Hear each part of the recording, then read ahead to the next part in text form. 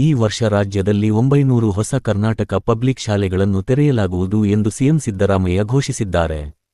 ಖ್ಯಾತ ಪರಿಸರವಾದಿ ಸಾಲುಮರದ ತಿಮ್ಮಕ್ಕ ಅವರು ನಿಧನರಾಗಿದ್ದು, ಸಿಎಂ ಸಿದ್ದರಾಮಯ್ಯ ಅವರು ಆಸ್ಪತ್ರೆಗೆ ಭೇಟಿ ನೀಡಿ ಅಂತಿಮ ದರ್ಶನ ಪಡೆದರು. ಅಲ್ಲದೆ ತಿಮ್ಮಕ್ಕನ ಕೊನೆಯ ಆಸೆಯ ಬಗ್ಗೆ ಮಾಹಿತಿ ಹಂಚಿಕೊಂಡಿದ್ದಾರೆ. ಬಾಗಲಕೋಟೆಯಲ್ಲಿ ಕಬ್ಬು ತುಂಬಿದ್ದ ಟ್ರ್ಯಾಕ್ಟರ್ಗಳಿಗೆ ಬೆಂಕಿ ಹಚ್ಚಿದ ಘಟನೆ ಕುರಿತು ಸಿಎಂ ಸಿದ್ದರಾಮಯ್ಯ ಪ್ರತಿಕ್ರಿಯಿಸಿದ್ದು, ಘಟನೆಯ ಬಗ್ಗೆ ತನಿಖೆಗೆ ಆದೇಶಿಸಿದ್ದಾರೆ. ಬಿಹಾರ ಚುನಾವಣಾ ಫಲಿತಾಂಶದ ಬಗ್ಗೆ ಪ್ರತಿಕ್ರಿಯೆ ನೀಡಿದ್ದು, ಮಹಾಗಠಬಂಧನ್ಗೆ ಹಿನ್ನಡೆಯಾಗಲು ಕಾರಣ ತಿಳಿದುಕೊಳ್ಳಬೇಕಿದೆ ಎಂದಿದ್ದಾರೆ. ಮಕ್ಕಳ ದಿನಾಚರಣೆ ಕಾರ್ಯಕ್ರಮದಲ್ಲಿ ಭಾಗವಹಿಸಿದ್ದ ಸಿಎಂ, ಈ ದಿನದ ಮಹತ್ವ ಮತ್ತು ಇತಿಹಾಸದ ಬಗ್ಗೆ ಮಾತನಾಡುತ್ತಾ ಬಿಜೆಪಿ ಪಕ್ಷವನ್ನು ಪರೋಕ್ಷವಾಗಿ ಟೀಕಿಸಿದ್ದಾರೆ. ಸಚಿವ ಸಂಪುಟದ ಸಮಿತಿಗಳಿಂದ ವರದಿ ಸಲ್ಲಿಕೆಯಲ್ಲಿ ವಿಳಂಬವಾಗುತ್ತಿರುವುದಕ್ಕೆ ಸಿಎಂ ಸಿದ್ದರಾಮಯ್ಯ ಅಸಮಾಧಾನ ವ್ಯಕ್ತಪಡಿಸಿದ್ದಾರೆ. ಸಿಎಂ ಬದಲಾವಣೆ ಕುರಿತು ಹೈಕಮಾಂಡ್ನಿಂದ ಯಾವುದೇ ಸೂಚನೆ ಬಂದಿಲ್ಲ, ಸಿದ್ದರಾಮಯ್ಯ ಅವರೇ ಪೂರ್ಣಾವಧಿ ಸಿಎಂ ಆಗಿ ಮುಂದುವರಿಯುವುದು ಉತ್ತಮ ಎಂದು ಅವರ ಆರ್ಥಿಕ ಸಲಹೆಗಾರ ಬಸವರಾಜ ರಾಯರೆಡ್ಡಿ ಹೇಳಿದ್ದಾರೆ. ಬಿಹಾರ ವಿಧಾನಸಭಾ ಚುನಾವಣಾ ಫಲಿತಾಂಶದ ಬಗ್ಗೆ ಡಿಕೆ ಶಿವಕುಮಾರ್ ಪ್ರತಿಕ್ರಿಯಿಸಿದ್ದಾರೆ. ಇದು ಕಾಂಗ್ರೆಸ್ ಮತ್ತು ಇಂಡಿಯಾ ಬಣಕ್ಕೆ ಪಾಠವಾಗಿದ್ದು, ಭವಿಷ್ಯದಲ್ಲಿ ಹೊಸ ಕಾರ್ಯತಂತ್ರ ರೂಪಿಸುವ ಅಗತ್ಯವಿದೆ ಎಂದು ಹೇಳಿದ್ದಾರೆ. ಮೇಕೆದಾಟು ಯೋಜನೆಗೆ ಸಂಬಂಧಿಸಿದಂತೆ ಸುಪ್ರೀಂ ಕೋರ್ಟ್ ತೀರ್ಪಿನ ಬಗ್ಗೆ ಮಾತನಾಡಿದ ಅವರು, ತಮಿಳುನಾಡಿನ ಅರ್ಜಿ ವಜಾಗೊಂಡಿರುವುದು ಕರ್ನಾಟಕಕ್ಕೆ ದೊರೆತ ನ್ಯಾಯ. ಇದು ದೇವರ ಪ್ರಾರ್ಥನೆಯ ಫಲವಾಗಿದೆ ಎಂದಿದ್ದಾರೆ. ಯೋಜನೆಯ ಅನುಷ್ಠಾನಕ್ಕೆ ಕೇಂದ್ರದ ಅನುಮೋದನೆ ಪಡೆಯಲು ರಾಜ್ಯದ ಸಂಸದರ ನಿಯೋಗವನ್ನು ಕರೆದೊಯ್ಯಲಾಗುವುದು ಎಂದು ತಿಳಿಸಿದ್ದಾರೆ.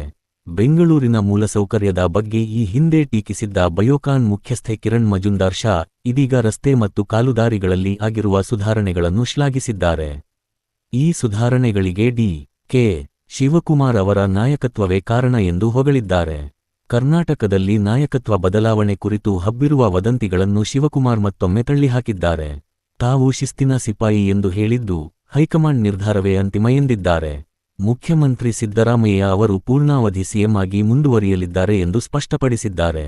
ಮುಖ್ಯಮಂತ್ರಿ ಸಿದ್ದರಾಮಯ್ಯ ಅವರ ದೆಹಲಿ ಭೇಟಿ ಕುರಿತು ಪ್ರತಿಕ್ರಿಯಿಸಿದ ಡಿಕೆಶಿ, ತಾವು ಸಹ ವೈಯಕ್ತಿಕ ಕೆಲಸದ ನಿಮಿತ್ತ ತಮ್ಮ ವಕೀಲ ಕಪಿಲ್ ಸಿಬಲ್ ಅವರನ್ನು ಭೇಟಿಯಾಗಲು ದೆಹಲಿಗೆ ತೆರಳುತ್ತಿರುವುದಾಗಿ ತಿಳಿಸಿದ್ದಾರೆ. ಡಿಕೆ ಶಿವಕುಮಾರ್ ಅವರು ಬರೆದಿರುವ ನೀರಿನ ಹೆಜ್ಜೆ ಫುಟ್ಪ್ರಿಂಟ್ಸ್ ಆಫ್ ವಾಟರ್ ಎಂಬ ಪುಸ್ತಕವನ್ನು ಇಂದು ಮುಖ್ಯಮಂತ್ರಿ ಸಿದ್ದರಾಮಯ್ಯ ಅವರು ಬಿಡುಗಡೆ ಮಾಡಿದರು. ಕಲಬುರಗಿ ಜಿಲ್ಲೆಯ ಚಿತ್ತಾಪುರದಲ್ಲಿ ರಾಷ್ಟ್ರೀಯ ಸ್ವಯಂ ಸೇವಕ ಸಂಘ ಆರ್ಎಸ್ಎಸ್ ನಡೆಸಲು ಉದ್ದೇಶಿಸಿದ್ದ ಪಥಸಂಚಲನಕ್ಕೆ ಷರತ್ತುಬದ್ಧ ಅನುಮತಿ ದೊರೆತಿದ್ದು, ಈ ಕುರಿತು ಸಚಿವ ಪ್ರಿಯಾಂಕ್ ಖರ್ಗೆ ಪ್ರತಿಕ್ರಿಯಿಸಿದ್ದಾರೆ. ಸಂವಿಧಾನ ಮತ್ತು ಕಾನೂನುಗಳು ನಮಗೆ ಅನ್ವಯಿಸುವುದಿಲ್ಲ ಎಂಬಂತೆ ನಡೆದುಕೊಳ್ಳುತ್ತಿದ್ದ ಅರ್ಸ್ಗೆ ಈಗ ಸಂವಿಧಾನದ ಶಕ್ತಿ ಅರ್ಥವಾಗಿದೆ ಎಂದು ಅವರು ಹೇಳಿದ್ದಾರೆ. ಯಾವುದೇ ಸಂಘಟನೆಗಳಾಗಲಿ ಸಂವಿಧಾನದ ಮುಂದೆ ಯಾರೂ ದೊಡ್ಡವರಲ್ಲ, ಎಲ್ಲರೂ ಕಾನೂನು ಮತ್ತು ನಿಯಮಗಳಿಗೆ ಬದ್ಧರಾಗಿ ನಡೆಯಬೇಕು. ನಿಯಮಗಳನ್ನು ಉಲ್ಲಂಘಿಸಿದರೆ ಕ್ರಮ ಕೈಗೊಳ್ಳಲಾಗುವುದು ಎಂದು ಖರ್ಗೆ ಎಚ್ಚರಿಕೆ ನೀಡಿದ್ದಾರೆ. ಹೈಕೋರ್ಟ್ ಆದೇಶದ ಮೇರೆಗೆ ನೀಡಲಾಗಿರುವುದು ಕೇವಲ ಒಂದು ಬಾರಿಗಿನ ಅನುಮತಿ ಮಾತ್ರ ಎಂದು ಅವರು ಸ್ಪಷ್ಟಪಡಿಸಿದ್ದಾರೆ. ಕರ್ನಾಟಕದಲ್ಲಿ ತಂತ್ರಜ್ಞಾನ ಮತ್ತು ನಾವೀನ್ಯತೆ ಇನೋವೇಷನ್ ವಲಯವನ್ನು ಬೆಂಗಳೂರಿನಿಂದಾಚೆಗೂ ಕೊಂಡೊಯ್ಯುವ ಗುರಿ ಹೊಂದಿದ್ದು, ಸ್ಥಳೀಯ ಪ್ರತಿಭೆಗಳಿಗೆ ಪ್ರೋತ್ಸಾಹ ನೀಡಲಾಗುವುದು ಎಂದು ಅವರು ತಮ್ಮ ಎಕ್ಸ್ ಟ್ವಿಟರ್ ಖಾತೆಯಲ್ಲಿ ಹಂಚಿಕೊಂಡಿದ್ದಾರೆ. ಬಿಹಾರ ವಿಧಾನಸಭಾ ಚುನಾವಣೆಯಲ್ಲಿ ಎನ್ಡಿಎ ಪಡೆದ ಗೆಲುವಿನ ಬಗ್ಗೆ ಕುಮಾರಸ್ವಾಮಿ ಪ್ರತಿಕ್ರಿಯಿಸಿದ್ದಾರೆ. ಇದೊಂದು ದಾಖಲೆಯ ಫಲಿತಾಂಶ ಎಂದು ಬಣ್ಣಿಸಿರುವ ಅವರು, ಕಾಂಗ್ರೆಸ್ನ ಆರೋಪಗಳಿಗೆ ಜನರೇ ತಕ್ಕ ಉತ್ತರ ಕೊಟ್ಟಿದ್ದಾರೆ ಎಂದಿದ್ದಾರೆ. ಬಿಹಾರದ ಈ ಫಲಿತಾಂಶ ಮುಂದಿನ ದಿನಗಳಲ್ಲಿ ಕರ್ನಾಟಕದ ರಾಜಕೀಯದ ಮೇಲೂ ಪರಿಣಾಮ ಬೀರಲಿದ್ದು, 2028ರ ರಾಜ್ಯ ಚುನಾವಣೆಯಲ್ಲಿ ಮೈತ್ರಿ ಸರ್ಕಾರ ತರುವ ಪ್ರಯತ್ನ ಮಾಡುವುದಾಗಿ ಹೇಳಿದ್ದಾರೆ. ಕೇಂದ್ರ ವಾಣಿಜ್ಯ ಮತ್ತು ಕೈಗಾರಿಕಾ ಸಚಿವ ಪಿಯೂಷ್ ಗೋಯಲ್ ಅವರೊಂದಿಗೆ ಸಭೆ ನಡೆಸಿದ ಕುಮಾರಸ್ವಾಮಿ, ಕರ್ನಾಟಕದ 9 ಜಿಲ್ಲೆಗಳಲ್ಲಿ ಕೈಗಾರಿಕಾ ಕಾರಿಡಾರ್, ಇಂಡಸ್ಟ್ರಿಯಲ್ ಕಾರಿಡಾರ್ ಮತ್ತು ಪಾರ್ಕ್ಗಳನ್ನು ಸ್ಥಾಪಿಸುವಂತೆ ಮನವಿ ಮಾಡಿದ್ದಾರೆ. ಇದು ರಾಜ್ಯದ ಅಭಿವೃದ್ಧಿಗೆ ಸಹಾಯಕವಾಗಲಿದೆ ಎಂದು ಅವರು ಅಭಿಪ್ರಾಯಪಟ್ಟಿದ್ದಾರೆ. ಕಾಂಗ್ರೆಸ್ ಪಕ್ಷವು ಮತ ಕಳ್ಳತನದ ಬಗ್ಗೆ ಮಾತನಾಡುವುದು ಸರಿಯಲ್ಲ. ಬಿಹಾರದ ಜನಾದೇಶವು ಕಾಂಗ್ರೆಸ್ಗೆ ತಕ್ಕ ಪಾಠ ಕಲಿಸಿದೆ ಎಂದು ಅವರು ಟೀಕಿಸಿದ್ದಾರೆ. ಇಂದಿನ ರಾಜಕೀಯ ಬೆಳವಣಿಗೆಗಳು ಮತ್ತು ತಮ್ಮ ಇಲಾಖೆಗೆ ಸಂಬಂಧಿಸಿದ ವಿಷಯಗಳ ಬಗ್ಗೆ ಕುಮಾರಸ್ವಾಮಿ ಅವರು ತಮ್ಮ ಎಕ್ಸ್ ಖಾತೆಯಲ್ಲಿ ಮಾಹಿತಿ ಮತ್ತು ಅಭಿಪ್ರಾಯಗಳನ್ನು ಹಂಚಿಕೊಂಡಿದ್ದಾರೆ. ಇತ್ತೀಚೆಗೆ ಬೆಂಗಳೂರು ಜೈಲಿನಲ್ಲಿ ಕೈದಿಗಳಿಗೆ ನೀಡಲಾಗುತ್ತಿರುವ ವಿಶೇಷ ಸೌಲಭ್ಯಗಳ ಬಗ್ಗೆ ಆಕ್ರೋಶ ವ್ಯಕ್ತಪಡಿಸಿದ್ದ ಅವರು, ಜೈಲಿಗಿಂತಲೂ ಅಪಾಯಕಾರಿ ಭಯೋತ್ಪಾದಕರು ವಿಧಾನಸೌಧದಲ್ಲಿದ್ದಾರೆಂಬ ತಮ್ಮ ಹೇಳಿಕೆಗೆ ಸಮರ್ಥನೆ ನೀಡಿದ್ದಾರೆ. ಬಿಹಾರ ವಿಧಾನಸಭಾ ಚುನಾವಣೆಯಲ್ಲಿ ಎನ್ಡಿಎ ಜಯಗಳಿಸಿದ ಕುರಿತು ಪ್ರಹ್ಲಾದ್ ಜೋಶಿ ಪ್ರತಿಕ್ರಿಯಿಸಿದ್ದಾರೆ. ಕಾಂಗ್ರೆಸ್ ನಾಯಕ ರಾಹುಲ್ ಗಾಂಧಿಯವರ ಮತಾಧಿಕಾರ ಯಾತ್ರೆ, ಫ್ರಾಂಚೈಸ್ ಯಾತ್ರಾ ಫ್ಲಾಪ್ ಆಗಿದೆ ಮತ್ತು ಇದು ಅವರ ಸೋಲಿನ ಶತಕವಾಗಿದೆ ಎಂದು ವ್ಯಂಗ್ಯವಾಡಿದ್ದಾರೆ.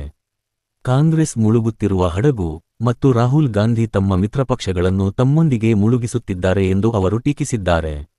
ಬಿಹಾರದ ಗೆಲುವು ಬಿಜೆಪಿಗೆ ಆತ್ಮವಿಶ್ವಾಸ ಹೆಚ್ಚಿಸಿದೆ ಮತ್ತು ಇದು ಕರ್ನಾಟಕ ರಾಜಕೀಯದ ಮೇಲೂ ಪರಿಣಾಮ ಬೀರಲಿದೆ ಎಂದು ಹೇಳಿದ್ದಾರೆ. ಕಲಬುರಗಿ ಜಿಲ್ಲೆಯ ಚಿತ್ತಾಪುರದಲ್ಲಿ ನವೆಂಬರ್ 16 ರಂದು ನಡೆಸಲು ಉದ್ದೇಶಿಸಿರುವ ಆರ್ಎಸ್ಎಸ್ ಪಥಸಂಚಲನಕ್ಕೆ ಕರ್ನಾಟಕ ಹೈಕೋರ್ಟ್ ಷರತ್ತುಬದ್ಧ ಅನುಮತಿ ನೀಡಿದೆ. ಈ ಕುರಿತು 1 ತಿಂಗಳ ಕಾಲ ನಡೆದ ರಾಜಕೀಯ ಹಗ್ಗಜಗ್ಗಾಟಕ್ಕೆ ತೆರೆಬಿದ್ದಿದೆ. ಹೈಕೋರ್ಟ್ ಆದೇಶದ ಪ್ರಕಾರ ಕೇವಲ 350 ಜನರು ಮಾತ್ರ ಪಥಸಂಚಲನದಲ್ಲಿ ಭಾಗವಹಿಸಲು ಅವಕಾಶ ನೀಡಲಾಗಿದೆ. ಅಲ್ಲದೆ ಮೆರವಣಿಗೆಯಲ್ಲಿ 50 ಸದಸ್ಯರ ಬ್ಯಾಂಡ್ ಭಾಗವಹಿಸಬಹುದು. ಕಬ್ಬು ಬೆಳೆಗಾರರ ಸಮಸ್ಯೆ ಮತ್ತು ಎಥನಾಲ್ ಉತ್ಪಾದನೆ ಹಾಗೂ ಸರಬರಾಜಿನ ಅಂಕಿಅಂಶಗಳ ಬಗ್ಗೆ ರಾಜ್ಯ ಕಾಂಗ್ರೆಸ್ ಸರ್ಕಾರದ ವಿರುದ್ಧ ಮತ್ತು ಮುಖ್ಯಮಂತ್ರಿ ಸಿದ್ದರಾಮಯ್ಯ ವಿರುದ್ಧ ಜೋಶಿ ವಾಗ್ದಾಳಿ ನಡೆಸಿದ್ದಾರೆ. ಕಬ್ಬು ಬೆಳೆಗಾರರ ಸಮಸ್ಯೆಗೆ ರಾಜ್ಯ ಸರ್ಕಾರವೇ ನೇರ ಹೊಣೆ ಎಂದು ಆರೋಪಿಸಿ ಈ ಕುರಿತು ಸಿಎಂಗೆ ಬಹಿರಂಗ ಪತ್ರವನ್ನು ಬರೆದಿದ್ದಾರೆ. ಬಿಹಾರ ವಿಧಾನಸಭಾ ಚುನಾವಣೆಯಲ್ಲಿ ಎನ್ಡಿಎ ಗೆಲುವು ಸಾಧಿಸಿದ ನಂತರ ಬಿಜೆಪಿ ನಾಯಕರು ರಾಹುಲ್ ಗಾಂಧಿಯವರನ್ನು ತೀವ್ರವಾಗಿ ಟೀಕಿಸಿದ್ದಾರೆ. ರಾಹುಲ್ ಗಾಂಧಿ ಸೋಲುಗಳ ಶತಕ ದತ್ತ ಹೆಜ್ಜೆ ಹಾಕುತ್ತಿದ್ದಾರೆ ಎಂದು ವ್ಯಂಗ್ಯವಾಡಿದ್ದಾರೆ. ಬಿಹಾರ ಚುನಾವಣೆ ಫಲಿತಾಂಶದ ಬಗ್ಗೆ ರಾಹುಲ್ ಗಾಂಧಿ ಅವರು ಈ ಹಿಂದಿನಿಂದಲೂ ಮತಗಳ್ಳತನದ ಆರೋಪಗಳನ್ನು ಮಾಡುತ್ತಾ ಬಂದಿದ್ದರು. ಮುಖ್ಯ ಚುನಾವಣಾ ಆಯುಕ್ತರು ಸೇರಿದಂತೆ ಇತರೆ ಅಧಿಕಾರಿಗಳು ಪ್ರಜಾಪ್ರಭುತ್ವದ ಕಗ್ಗೊಲೆಗೆ ಕಾರಣ ಎಂದು ಆರೋಪಿಸಿದ್ದರು. ರಾಹುಲ್ ಗಾಂಧಿ ಚುನಾವಣಾ ಪ್ರಚಾರ ನಡೆಸಿದ ಬಹುತೇಕ ಕ್ಷೇತ್ರಗಳಲ್ಲಿ ಕಾಂಗ್ರೆಸ್ಗೆ ಹಿನ್ನಡೆಯಾಗಿದೆ ಎಂದು ವರದಿಗಳು ಸೂಚಿಸುತ್ತಿವೆ. ಎನ್ಡಿಎ ಮೈತ್ರಿಕೂಟವು 243 ಸದಸ್ಯ ಬಲದ ವಿಧಾನಸಭೆಯಲ್ಲಿ ಬಹುಮತದ ಗಡಿಯನ್ನು ದಾಟಿ 200ಕ್ಕೂ ಹೆಚ್ಚು ಸ್ಥಾನಗಳಲ್ಲಿ ಗೆಲುವು ಸಾಧಿಸಿದೆ, ಮುನ್ನಡೆ ಕಾಯ್ದುಕೊಂಡಿದೆ. ಬಿಜೆಪಿ 90ಕ್ಕೂ ಹೆಚ್ಚು ಸ್ಥಾನಗಳಲ್ಲಿ ಮುನ್ನಡೆ ಸಾಧಿಸಿ ದೊಡ್ಡ ಪಕ್ಷವಾಗಿ ಹೊರಹೊಮ್ಮಿದೆ. ಜೆಡಿಯು ಸುಮಾರು 80ಕ್ಕೂ ಹೆಚ್ಚು ಸ್ಥಾನಗಳಲ್ಲಿ ಗೆಲುವು ಸಾಧಿಸಿದೆ. ಆರ್ಜೆಡಿ 75 ಸ್ಥಾನಗಳಲ್ಲಿ ತೃಪ್ತಿಪಟ್ಟುಕೊಂಡಿದೆ. ಕಾಂಗ್ರೆಸ್ ಕೇವಲ 19 ಸ್ಥಾನಗಳಲ್ಲಿ ಮಾತ್ರ ಗೆಲುವು ಸಾಧಿಸಿ ಮಹಾಗಠಬಂಧನ್ಗೆ ಹೊರೆಯಾಗಿದೆ ಎಂಬ ವಿಶ್ಲೇಷಣೆ ವ್ಯಕ್ತವಾಗಿದೆ. ಭಾರತ ಮತ್ತು ದಕ್ಷಿಣ ಆಫ್ರಿಕಾ ನಡುವಿನ 2 ಪಂದ್ಯಗಳ ಟೆಸ್ಟ್ ಸರಣಿಯು ಇಂದಿನಿಂದ ನವೆಂಬರ್ 14 ಕೋಲ್ಕತ್ತಾದ ಈಡನ್ ಗಾರ್ಡನ್ಸ್ನಲ್ಲಿ ಆರಂಭವಾಗಿದೆ. ಮೊದಲ ಟೆಸ್ಟ್ ಪಂದ್ಯದಲ್ಲಿ ಟಾಸ್ ಗೆದ್ದ ದಕ್ಷಿಣ ಆಫ್ರಿಕಾ ಮೊದಲು ಬ್ಯಾಟಿಂಗ್ ಮಾಡಲು ನಿರ್ಧರಿಸಿತು. ಭಾರತದ ಮಾರಕ ಬೌಲಿಂಗ್ ದಾಳಿಗೆ ನಲುಗಿದ ದಕ್ಷಿಣ ಆಫ್ರಿಕಾ ತಂಡವು ಮೊದಲ ಇನ್ನಿಂಗ್ಸ್ನಲ್ಲಿ ಕೇವಲ 159 ರನ್ಗಳಿಗೆ ಆಲೌಟ್ ಆಯಿತು. ಭಾರತದ ಪರ ಜಸ್ಪ್ರೀತ್ ಬುಮ್ರಾ 5 ವಿಕೆಟ್ಗಳ ಗೊಂಚಲು ಪಡೆದರು.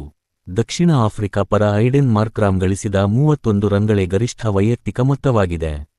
ನಟಿ ಮೇಘನಾ ರಾಜ್ ಅವರು ಕನ್ನಡ ಚಿತ್ರರಂಗದಲ್ಲಿ ಅವಕಾಶಗಳು ಕಡಿಮೆಯಾಗಿರುವ ಕಾರಣ ತಮಿಳು ಸಿನಿಮಾಗಳತ್ತ ಮುಖ ಮಾಡಿದ್ದಾರೆ ಎಂದು ವರದಿಯಾಗಿದೆ.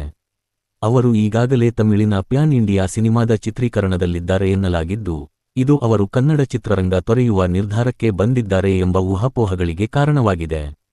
ಬಿಗ್ ಬಾಸ್ ಸೀಸನ್ 12ರ ಮನೆಯಲ್ಲಿ ಸ್ಪರ್ಧಿ ಗಿಲ್ಲಿ ನಟ ಈಜುಕೊಳದ ಟಾಸ್ಕ್ ವೇಳೆ ಸ್ವತಃ ಬಿಗ್ ಬಾಸ್ನಿಂದಲೇ ಹಾಸ್ಯಮಯವಾಗಿ ಟೀಕೆಗೆ ರೋಸ್ಟ್ ಒಳಗಾಗಿದ್ದಾರೆ. ಅಲ್ಲದೆ ಸಹ ಸ್ಪರ್ಧಿಗಳೊಂದಿಗೆ ಅವರ ಸಂಬಂಧದ ಬಗ್ಗೆಯೂ ಚರ್ಚೆ ನಡೆದಿದೆ.